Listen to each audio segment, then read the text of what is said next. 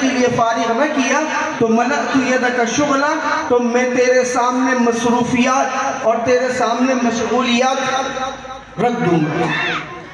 अच्छा, जब इंसान इतना काम कर ले, अब कोई सुबह से शाम तक काम में लगा रहे, 10 साल लगा लिए, 20 साल लगा लिए, 30 साल लगा लिए, अब इतने सारे साल काम में लगा लिए, अब दुनिया का तो कम से कम मसला हल होना चाहिए।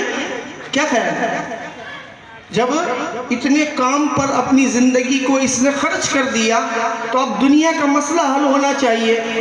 तो अल्लाह रब्बुल इज़्ज़त फरमाते हैं व इल्ला मलअतु यदका शुगला वलन असिद फ़क़त, कि इतने काम करने के बावजूद मैं तेरी मोहताजगी को ख़त्म नहीं करूँगा और तेरे गिना को मैं बंद कर दूंगा और तेरी मोहताजगी को मैं ख़त्म नहीं करूँगा। तो फिर इस तरीके से अल्लाह रब्बुल इज़्ज़त ज़िंदगी इसकी ख़राब कर देगा कि वो मोहताज भी रहेगा। आज हम देखें ना, लोग कैसे किस तरीके से दुनिया के अंदर अपने आप को लगाए हुए हैं, लेकिन हर कोई रो रहा है,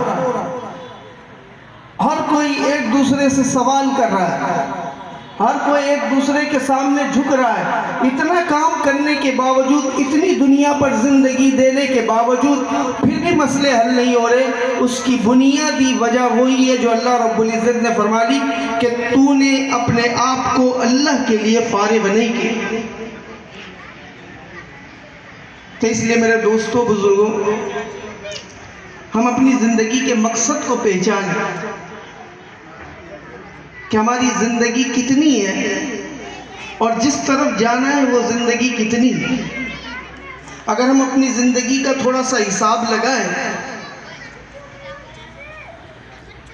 बहुत से लोगों ने अपनी उम्र का अक्सर हिस्सा गुजार लिया और बहुत सारे ऐसे होंगे मजमे में जिसने अपनी ज़िंदगी का आधा हिस्सा गुजार लिया होगा। अब अगर किसी की 50 साल की ज़िंदगी बाकी है, किसी की 60 साल ज़िंदगी बाकी है, तो 1 साल के 12 महीने और 50 साल कितने महीने हो जाएंगे? इसको शुमार करें, चंद 100 महीने होंगे। लेकिन आखिरत की ज़िंदगी कितनी है? अब हम अपनी गिनती गिनना शुरू करें, हमको गिनती कहाँ तक आती है?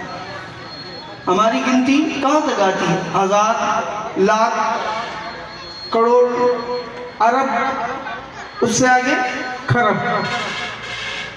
अब खरब से आगे गिनती नहीं आती। तो हमारी ज़िंदगी जो आने वाली ज़िंदगी है वो खरब साल और ना ख़त्म होने वाली ज़िंदगी है, और जो हमारे को अभी जो ज़िंदगी मिली है वो चंद महीने हैं, चंद 100 महीने या चंद गिनती के महीने हैं। तो अब हम इन चंद महीनों के लिए या तो खरब ज़िंदगी को ख़राब कर दें या खरब ज़िंदगी जो आने वाली है उसको दुरुस्त कर दें। यह अब अपने ऊपर इन्हिसार है, क्योंकि अल्लाह रब्बुल इज़्ज़त ने इंसान की 4 मंजिलें रखी थी।